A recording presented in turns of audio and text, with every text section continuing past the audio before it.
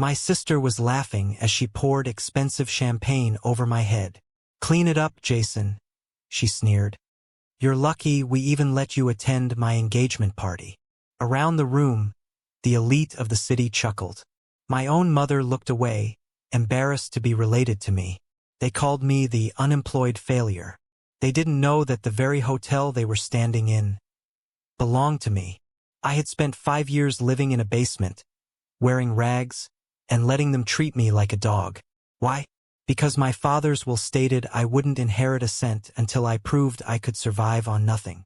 Tonight was the final night. As I wiped the champagne from my eyes, the golden boy fiancé, Kevin, stepped forward. He kicked my cleaning bucket over. "Get out," he said. "You're staining the floor." I looked at my watch. 11:59 p.m. 1 minute left. I stood up, walked to the door, and for the first time in 5 years I didn't apologize. I looked at my sister and said, "Enjoy the party, Elena. It's the last one you'll ever have in this building." The night I was kicked out of the house with nothing but a trash bag of clothes. My sister Elena stood on the porch and told me I was genetically a failure. I didn't tell her I already had a plan. I moved into a basement in the worst part of the city. It smelled like damp concrete and old dreams. For 2 years, I ate instant noodles once a day. Every cent I earned from washing dishes went into buying secondhand servers. While my family was busy attending galas and buying Ferraris on credit, I was coding the foundation of Neo-Realm, the first AI that could predict market crashes before they happened. The first person to believe in me wasn't my mother or my father.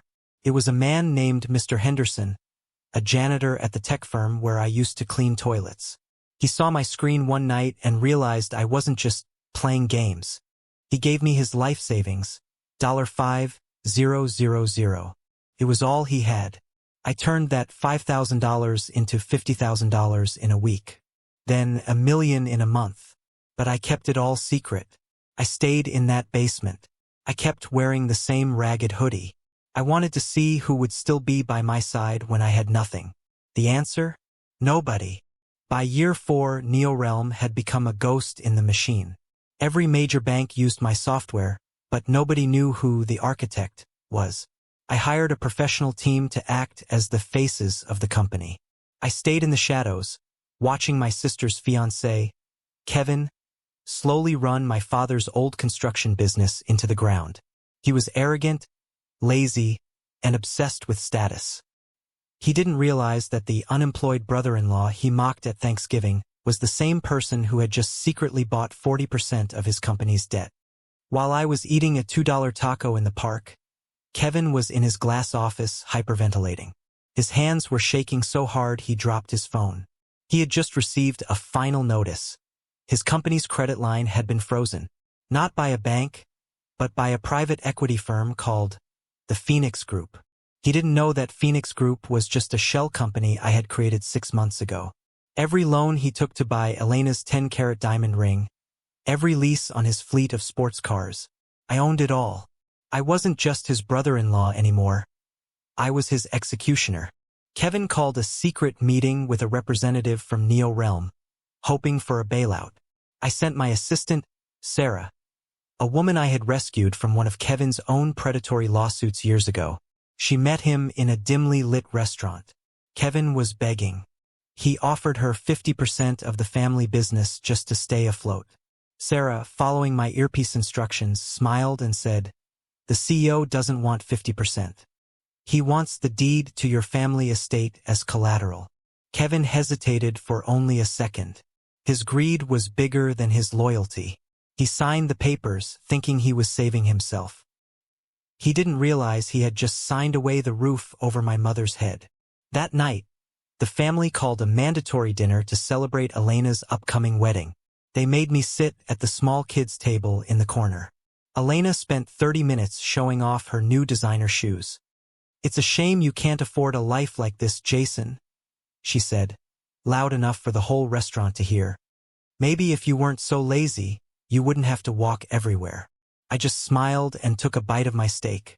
I knew that in exactly 3 days, the repo men would be at her door to take those shoes, that car, and that house. I whispered to her, Enjoy the luxury while it lasts. It started with a watch. At a family brunch I was forced to attend.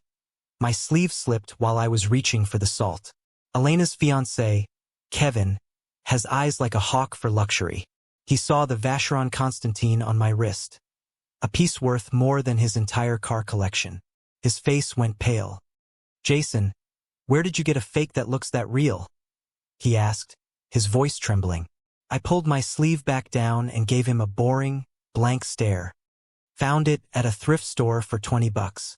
It doesn't even keep time." He laughed, but I saw it in his eyes. The seed of doubt was planted. Elena didn't believe the thrift store story. She hired a low-end private investigator to follow me. I knew the moment he stepped out of his beat-up sedan. Instead of leading him to my penthouse, I led him on a 6-hour chase through the city's poorest slums. I let him photograph me working as a delivery driver and sleeping on a park bench. While he was busy taking photos of me failing, my security team was in the background taking photos of him.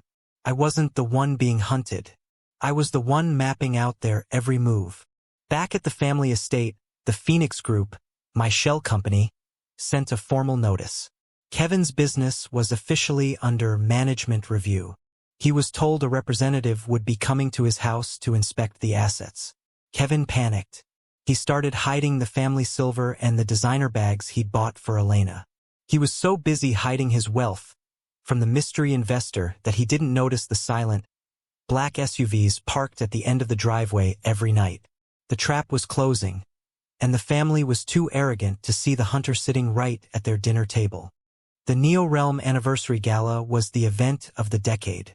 Kevin and Elena had spent their last $5,000 on VIP tickets from a scalper, hoping to beg the CEO for a merger. They stood in the back of the Golden Ballroom, feeling small for the first time in their lives. Elena was adjusting her dress, complaining about the cheap champagne. "When I find the CEO," Kevin whispered, "I'll show him our portfolio. He'd be an idiot not to save us." They had no idea that the idiot they were looking for was currently backstage, having his cufflinks adjusted by 3 assistants. The lights dimmed. A hush fell over the crowd. The host took the stage. "Ladies and gentlemen, please welcome the visionary, the architect of the future, and the owner of Neo-Realm, Mr. Jason Sterling." The spotlight swung to the side of the stage. I walked out. I wasn't wearing the ragged hoodie or the thrift store watch.